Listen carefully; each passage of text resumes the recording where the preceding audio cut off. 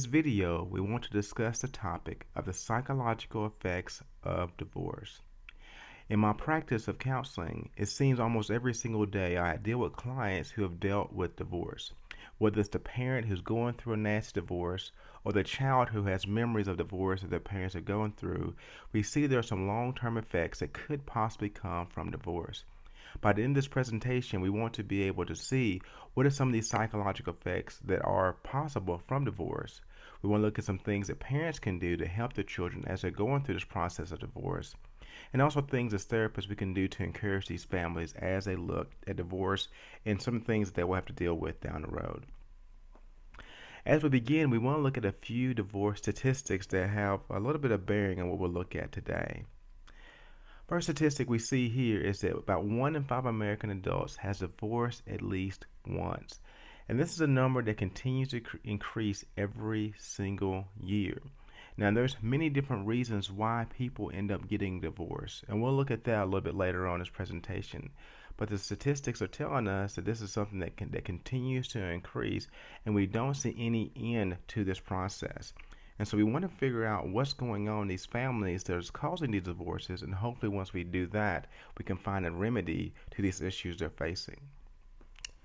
Also, we see on average, first marriages that end in divorce last about 8 years.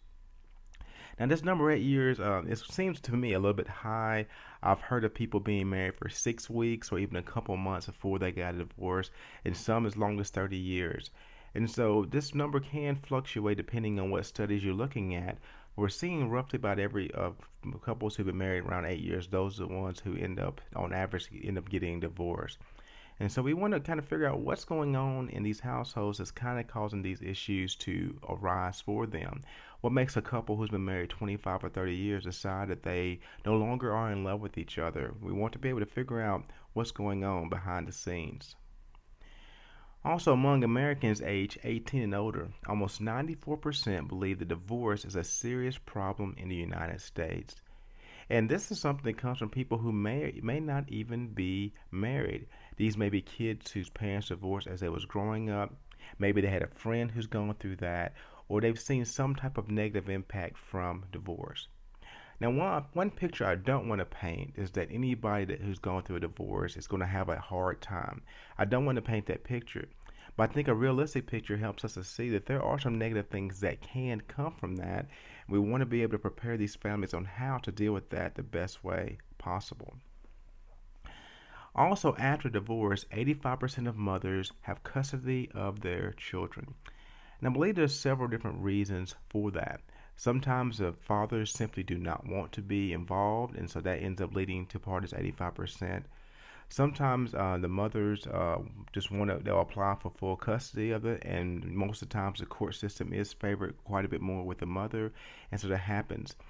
But for several different reasons, we see the mothers end up spending most of the time, and they end up having custody of their children.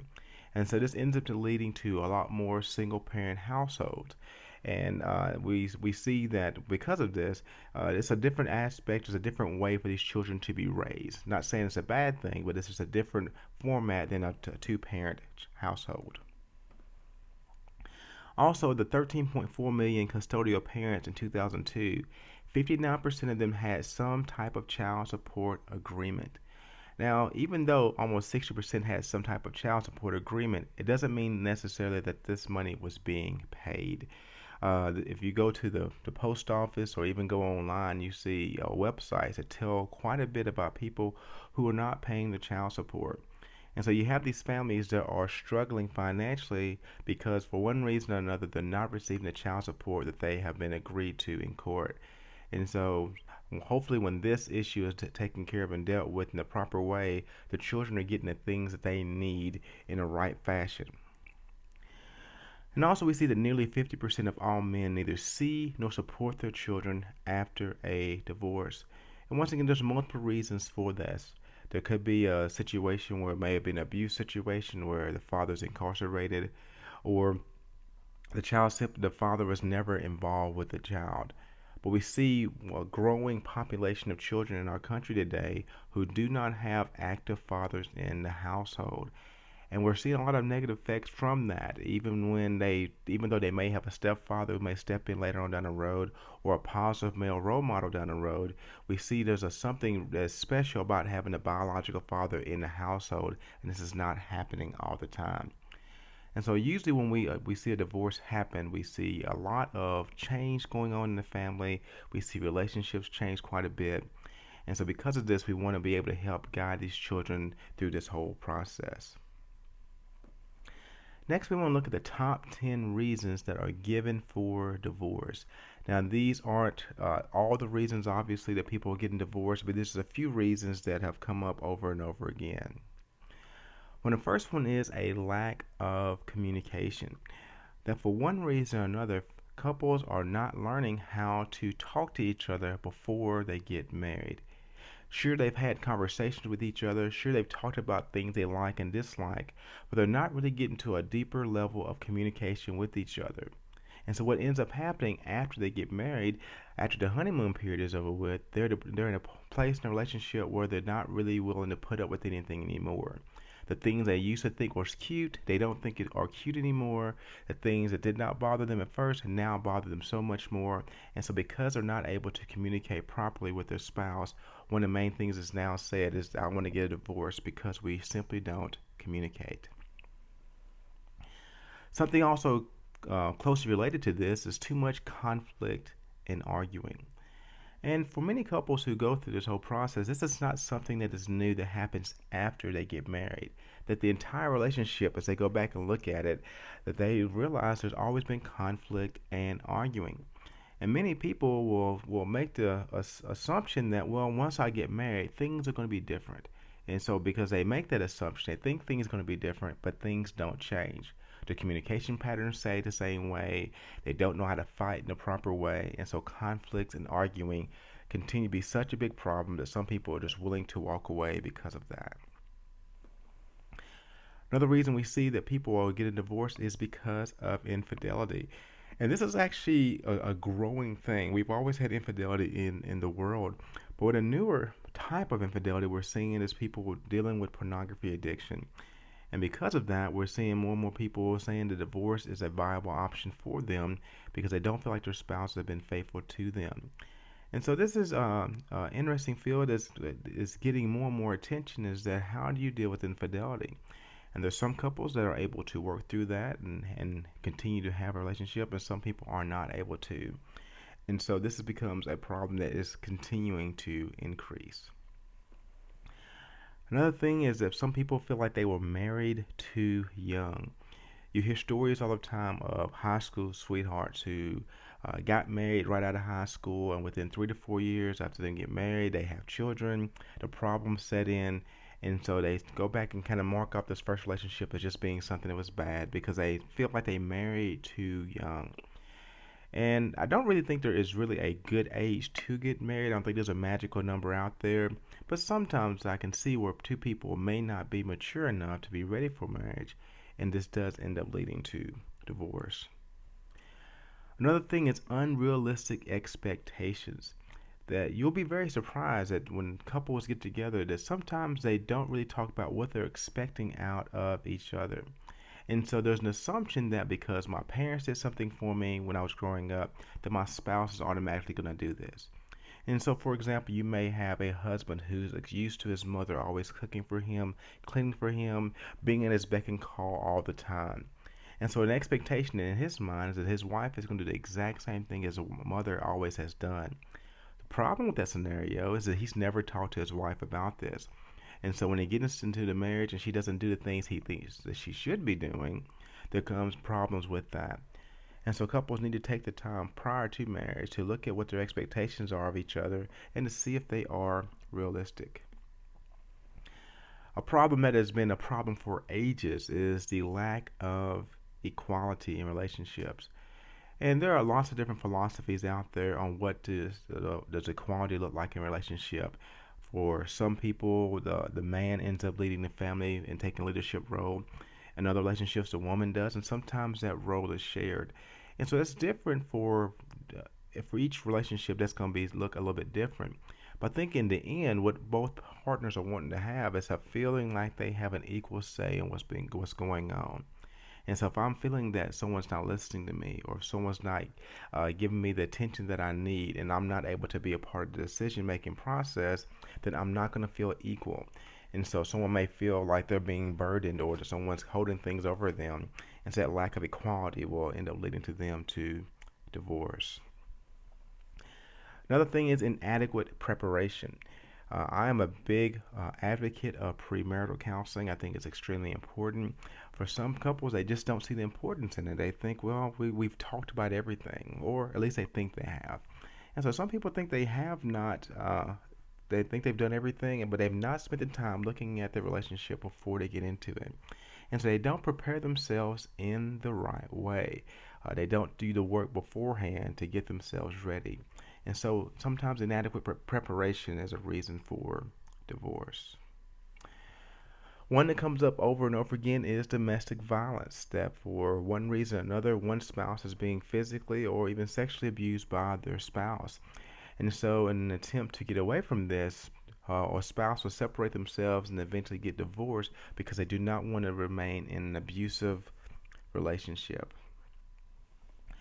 Also, financial problems. There's so many couples out there who are having difficulties with financial issues. They find themselves going to college, getting into a lot of debt with student loans, credit cards, things of that nature, and they end up getting married with all of this debt. Now, in many situations, people think that they'll be able to get out of debt quickly, and they're not able to.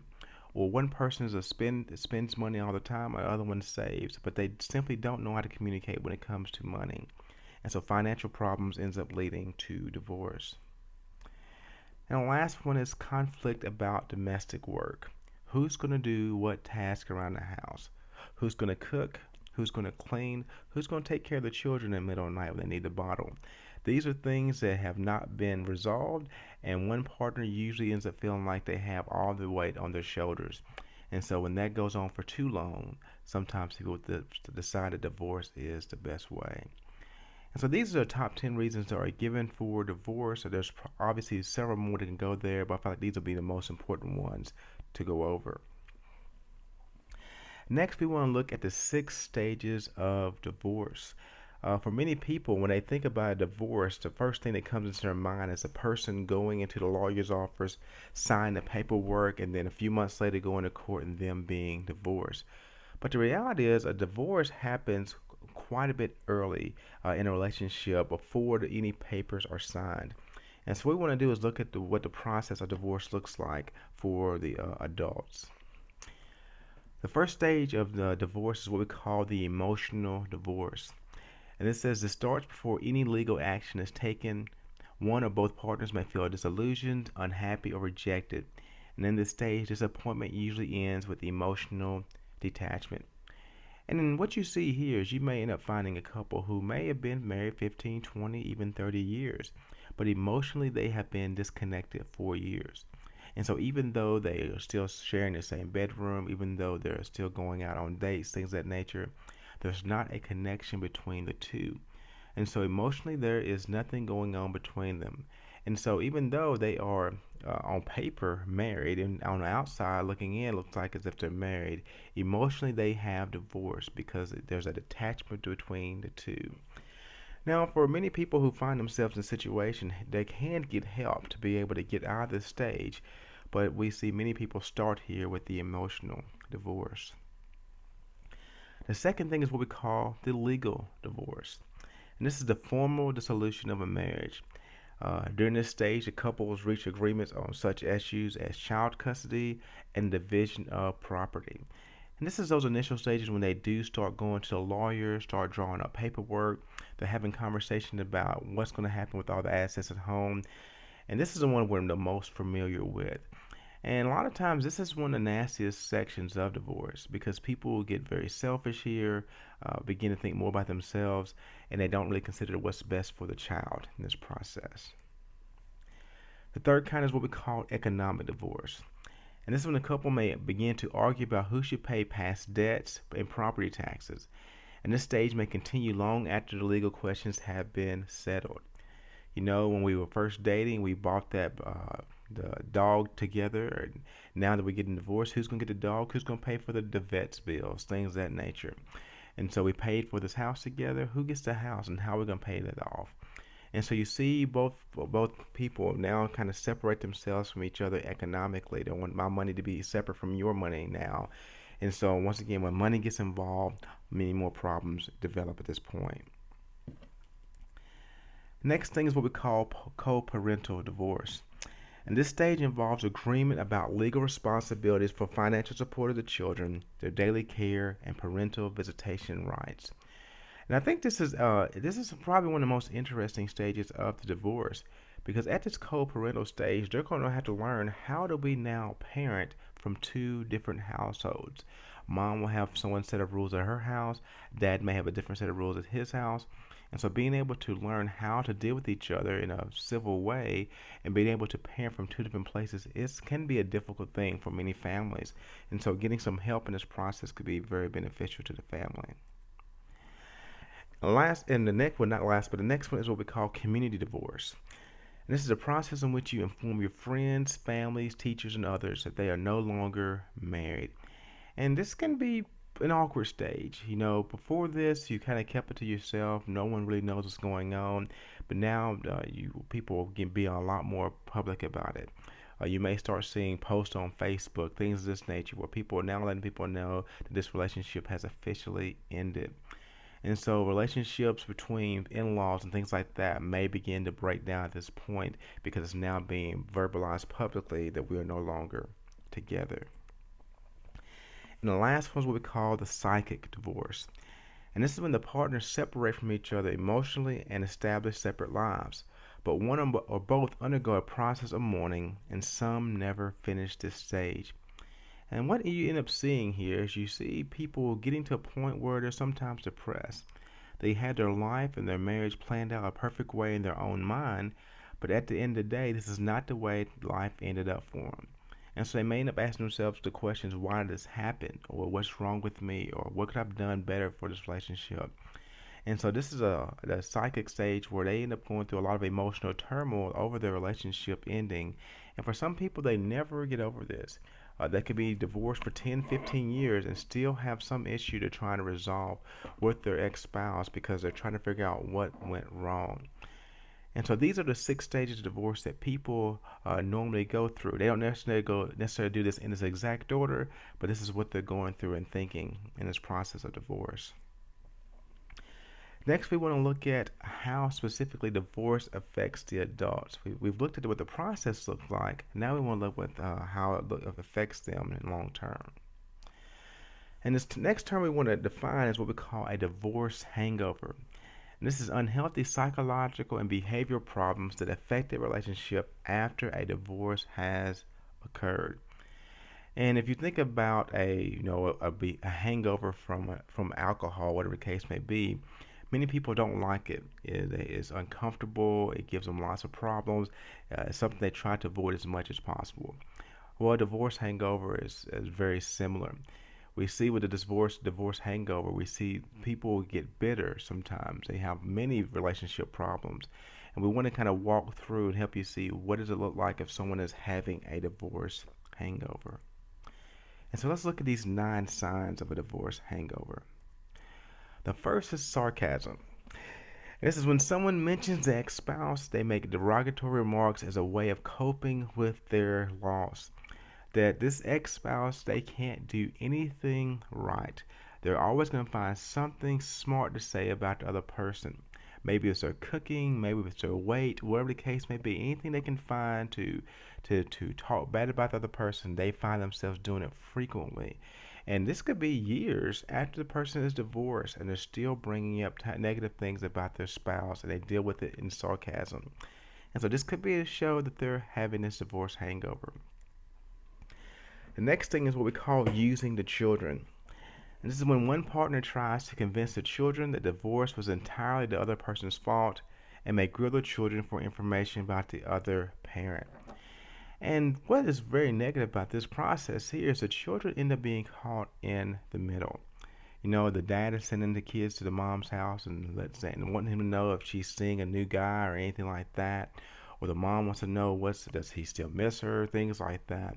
But the kids are kind of being transferred back and forth between parents, transferring information and finding out things for the parent. And so the kids are pretty much being used in this whole process. And so, once again, if this is going on, this is showing that somebody is not over this divorce. Another thing is simply just lashing out. And it's when one parent tries to assert control in such a way as making unreasonable demands of their former spouse. And this is something I still see quite a bit. It may be a situation where there's a custody issue with the children, and one parent is supposed to have the kid back by 4 p.m. And this parent has a flat tire and they get back at 4:10. And so this parent just tears into this other parent and says they're going to go to the court system because they're not keeping up their end of the deal. And so what ends up happening is no grace is given to the other partner, and they're using this as so they can show power and control over the other spouse. Once again, the kids get stuck in the middle of all this. They see their parents not acting at their best, and this ends up affecting the children as well. Next is what we call paralysis. And due to the divorce, one ex-spouse can't seem to get back on track. They just don't know what they need to do for their life to be normal. And so they may try to get a new relationship. This doesn't seem to work out. They may try to get a new job, but the groove they used to live in is no longer there, and they're having a hard time getting back on track. And so this person may be in need of counseling, and so they don't get it. They may be very depressed. They end up staying home all the time, sleeping all the time. And so they're pretty much feeling stuck because they're not exactly sure what to do about the trauma that they're going through, the loss that they're experiencing. Another thing is what we call holding on. And this is when the ex-spouse keeps possession of the former spouse in order to keep their presence alive in their daily life. Um, this is not a good place for this person to be. In a situation, it may be a place where the guy's got divorced from his wife, and he still has some of her clothes in the closet, and he keeps them, or jewelry. The wedding pictures are still up even years after they've been divorced, and this is their way of trying to keep this person in their life. And obviously, this is unhealthy because the other person has most likely already moved on, and yet this person is still holding out for something to change or be different. Now, that doesn't mean things can't change. It doesn't mean things can't be better, but most likely this is not going to happen. And so this person simply tries to hold on to those memories. And the exact opposite of this is what we call throwing out everything. And this is when the other person goes off the deep end. That anything that reminds them of the other ex-spouse, they get rid of. There's a movie that came out in the late 90s called Waiting to Exhale. And the wife found out her husband had been cheating on her. And so she was going through a divorce. And so she sold all of his possessions at a yard sale for $1 a piece. The stuff that she didn't sell, she put in the back seat of his convertible and she burned the car up. And that was her way of getting over the divorce. And so obviously she was having a divorce hangover. That anything that reminded of her spouse, she decided she needed to get rid of. Also, blaming and finding fault. And this is when everything that went wrong in the marriage was someone else's fault. Now, there are, I think, very few situations where it's all or 100% one person's fault. I think there's usually reasons on both sides why the divorce ended up happening. But the spouse is still bitter about it. They're not going to be able to take any responsibility for anything, and they blame everything on their ex-spouse. Another one is excessive guilt. And this is when one partner feels guilty for the divorce and gives in to the children and spouse regardless of how unreasonable the request is.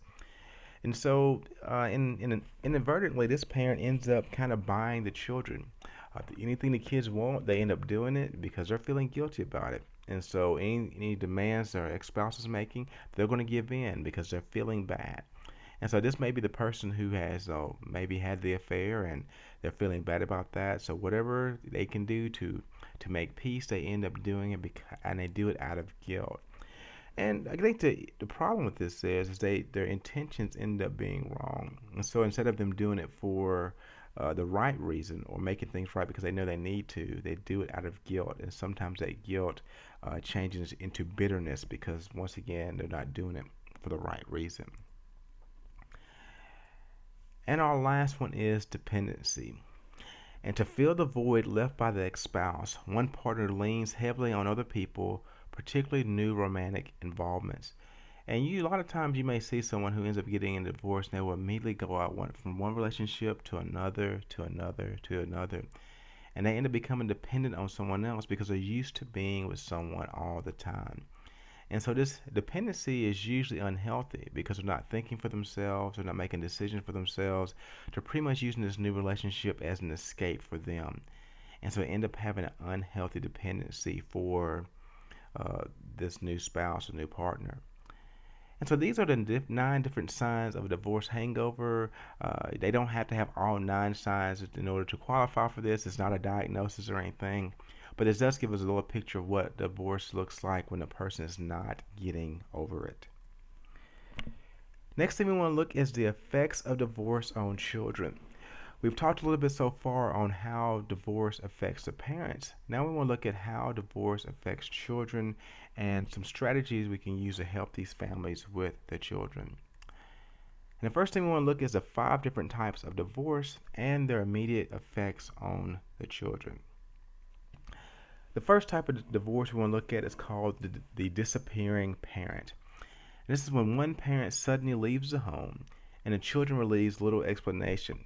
And these children usually grow up suspicious of people, fearing that their partners too will leave them. And there's obviously many different reasons why this would happen. But this is a situation where mom and dad decide they can't get along anymore. They don't want to fight with the kids. They don't want to argue. And so in the middle of the night, one parent packs up everything and they're simply gone the next day. And so they may be in their mind thinking they're doing this for the betterment of their children. But the problem is a lot of times these kids end up feeling abandoned by one parent because they did not take the time to say goodbye or they simply just remove themselves from that situation. And so that's what we call the disappearing parent. Next is what we call the surprise divorce. And this is when the parents often seem close and open, but without warning, one files for divorce. And these children may avoid intimate relationships because they expect their partner to be unpredictable or undependable. And this would be a situation where you may have a family or a couple who's been married 10, 15 years. On the outside looking in, everything looks great, everything looks happy, but all of a sudden someone ends up wanting to get a divorce. And so these children, as they grow up, they don't know who is they could actually trust. Mom and dad were together for 22 years, and all of a sudden they end up getting divorced. So if they'll do this after 22 years, then how long can I expect before somebody in my life to walk away? And so this is kind of puts this person on edge. It gives them some anxiety because they're not sure who they can trust to be in a relationship with them for a long term. The next is what we call the violent divorce. And this is when spousal abuse or child abuse is a reason for the divorce. And the children often repress conflict for fear of violence or believe that fighting is a way to test intimacy and to get their partner's attention. And so there's kind of 2 different ends of the spectrum here. One, the children may end up seeing the violence that's going on, and so since they don't want to be a problem or in their mindset, they just simply don't say anything whatsoever because they don't want to get in the middle of the fight. Or they'll learn this negative behavior and they will end up becoming an abuser later on in life because they saw that's how their parents dealt with each other. That the way dad showed his love for mom is when he hit her on Sunday mornings every single week. And so they end up learning some unhealthy patterns because of abuse and violence going on in the household. Next is what we call the late divorce. And this is when the parents stay together for the children's sake.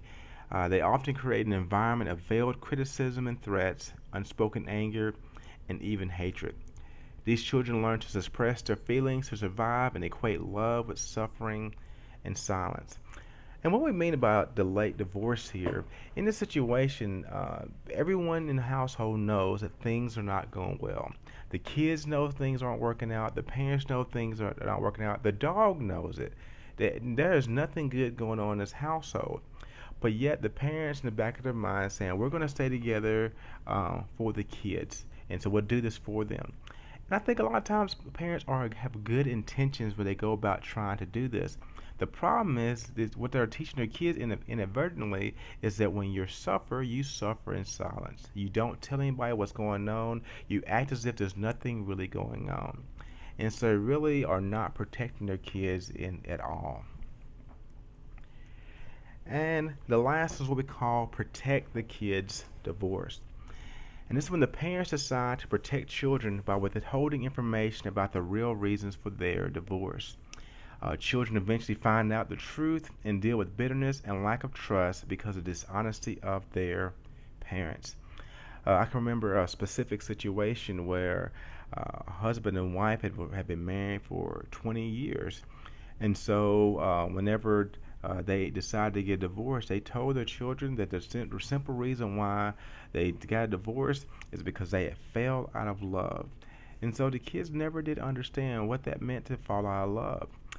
Years later, it comes to find out that the husband had fallen in love with another man.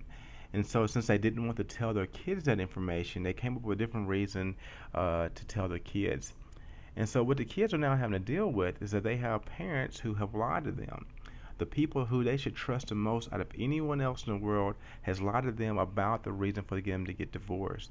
And so now the children have to start asking the question, who can I trust? That if my parents will lie to me, then what's keeping anyone else from lying to me? And so we see here when divorce is not done in a way in which is actually looking out for the needs of the children. What ends up happening at the end of the day is this ends up affecting the children's relationship with their parents and also relationships that children end up getting in later on down the road.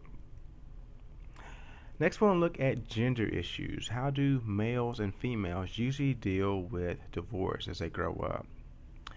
When it comes to males, a small amount of males experience anxiety or depression.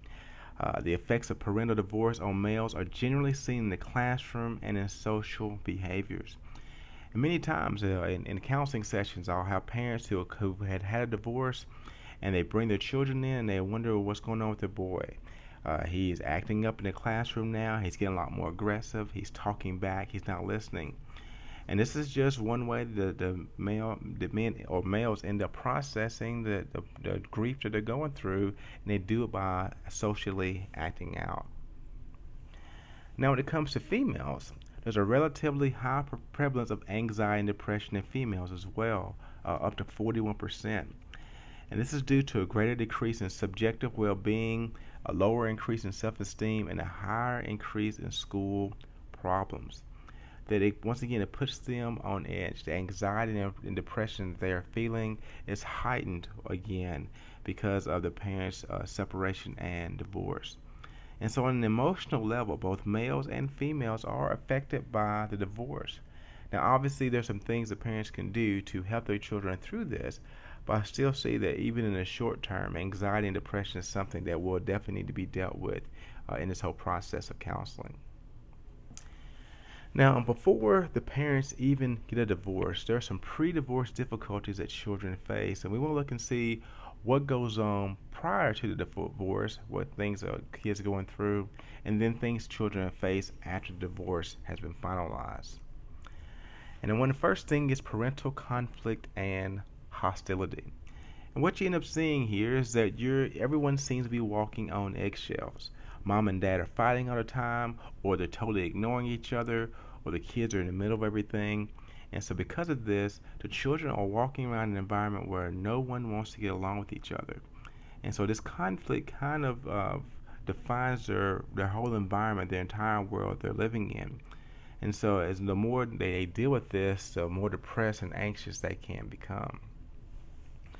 Also, children end up facing a low quality of parenting during that time period.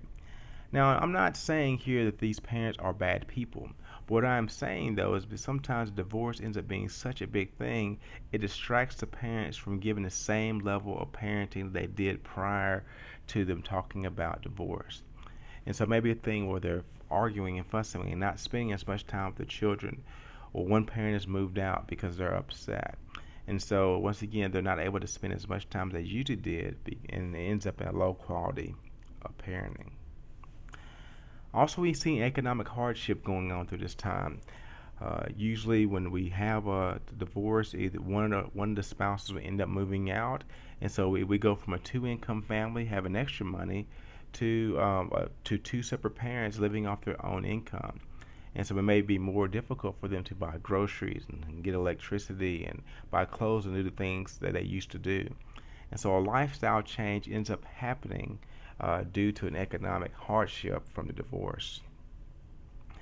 Next is possible lower academic achievement. Now, notice we put possible. It doesn't mean that it's guaranteed that their grades are going to go down, but one thing we are seeing is that many of these kids do find it a little bit more difficult to concentrate at school because there's so many things going on in their life. And so their grades do end up going down. And this is something that does eventually get remedied. Are able to bounce back from this, but we do see grades being affected prior to divorce going through. As we mentioned earlier with young men, we see behavior problems. We see some oppositional defiant behavior get to being such a bigger thing in this time period. And so these kids are acting out because they don't necessarily know how to deal with their emotions of the divorce. And so this is behaviors that get increasingly more difficult as because of the divorce. Next is lower self-esteem. And the reason why these children are having lower self-esteem is because they're related to mom, they're related to dad, and they're 50% of each one, but mom and dad are saying they don't love each other anymore. And so these children may be internalizing this and feeling like, well, if they don't love each other anymore, then there's something wrong with me because I'm a part of both of them. And so what's going on is these children can pretty much not look at themselves as highly anymore because of this whole process of divorce. And so they need a lot of encouragement during this time period.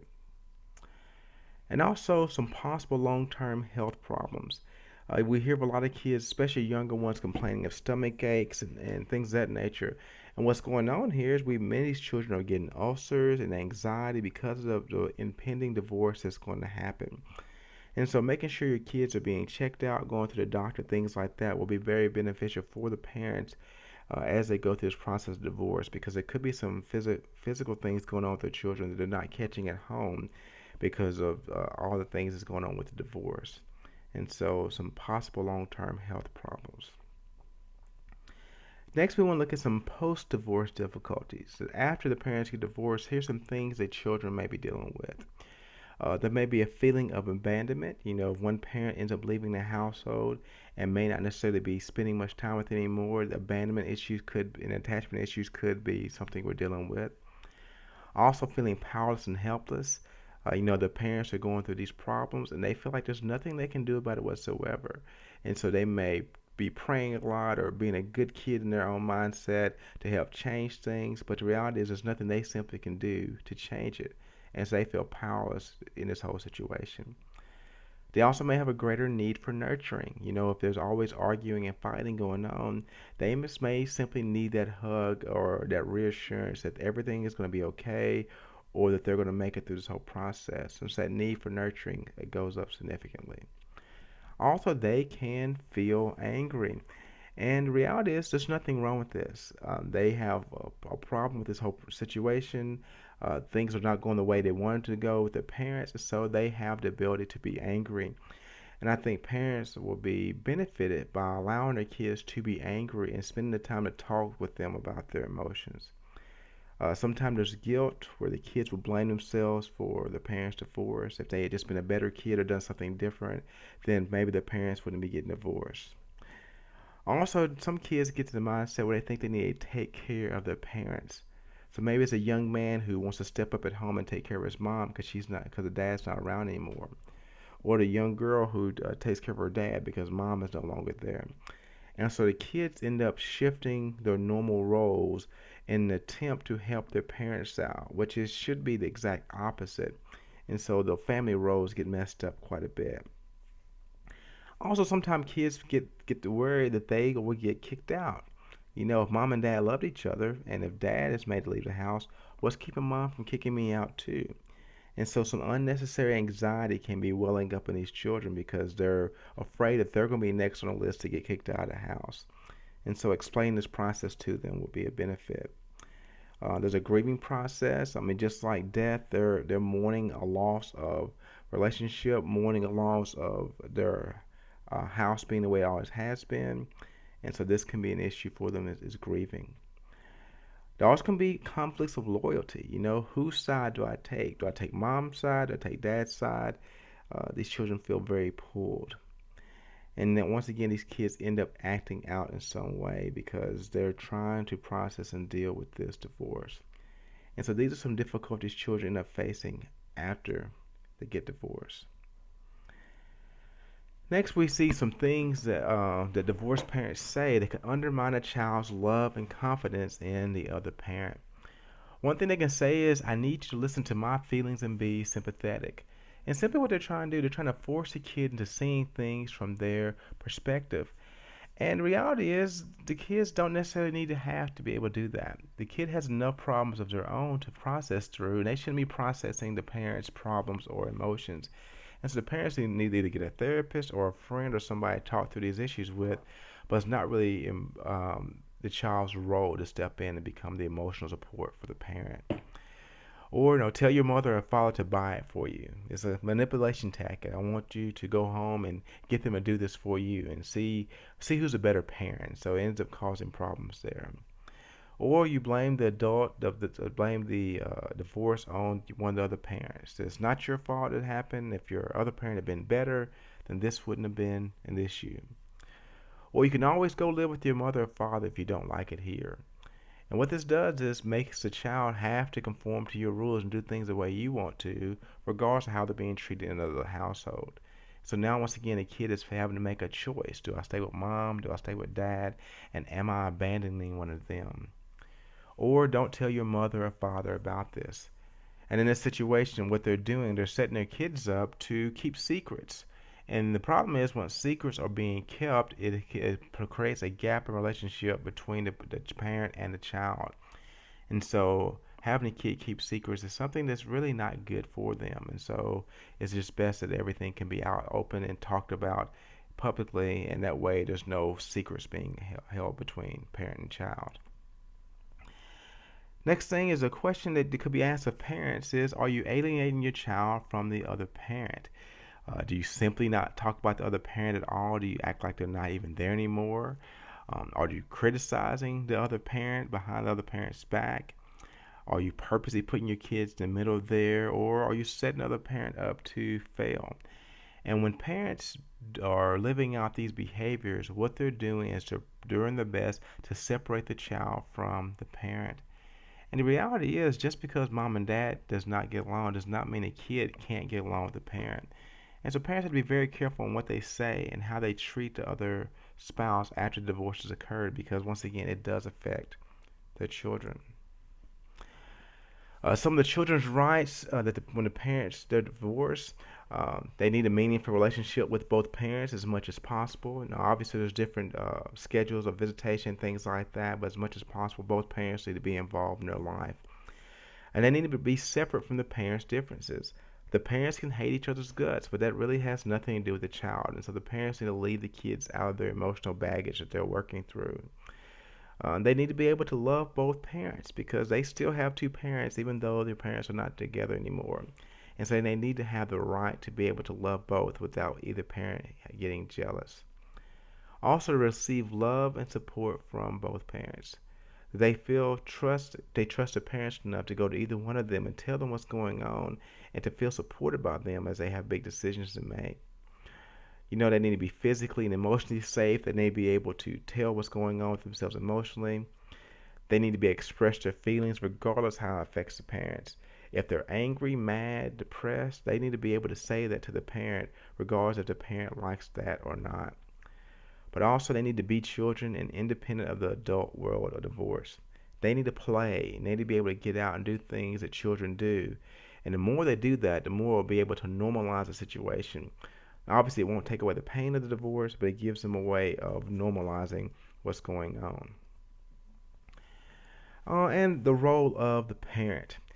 Something the parents need to realize that they are the parent and they're the greatest possible asset a child can have. And so the parents need to realize that if they're going to be actively involved in their children's life, that this is their kid's an asset, and they need to be used in such a way and not to be used against the other parent. And also to remember that they're going to be a parent forever. That just because a divorce ended their relationship with the other spouse, they're always going to be a parent. And so because of that, they need to make sure they're making decisions based on the long term and not what's going to be best for the short term. They also need to concentrate on what they can do rather than on what the other parent should do. The reality is we have too many opinions about the other parent. And obviously if we're upset, then we're going to have many negative things to say. And so the best thing to do is to figure out what can I do as a parent and figure it out first, and then we let the other parent figure out what they need to do. But we're not their police, we're not their boss, and so we need to remember that. And also, children with two supportive parents who are willing to address their children's needs and resolve conflict in healthy ways are more likely to have a positive adjustment to divorce.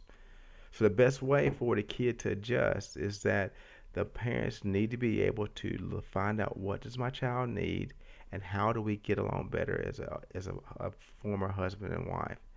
And the parents who are successful at this have much healthier children at the end. And finally, we want to know how new relationships affect children. That after a divorce, many times you see one spouse or other either getting a new boyfriend or girlfriend or getting married, and these people have children. So how do your kids, or how do they deal with that? One is they have to give up the fantasy of giving their parents back together. That maybe ever since the parents got divorced, it was their hope that their mom and dad would get back together. But now the dad or mom are both dating new people, that dream now dies. And so the child needs to be able to work through that. They may be threatened because they fear sharing their parent with another person. Here's a new boyfriend or girlfriend who's in the house that I don't really know that well, and I'm having to share with them. Or they have kids that are now calling your dad dad, and so it just makes things strange for these kids. And so being able to process through that.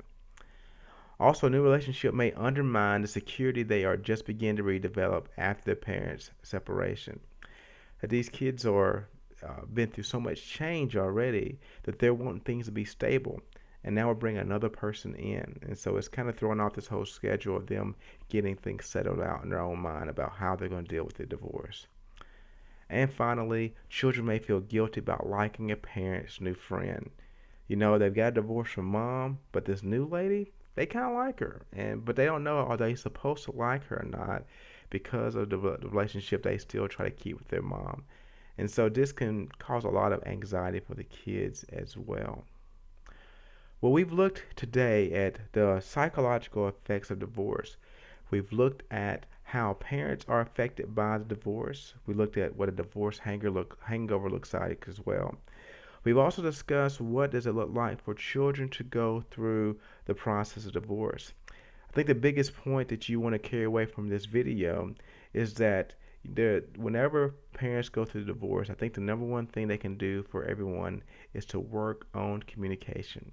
That the better the parents are at listening to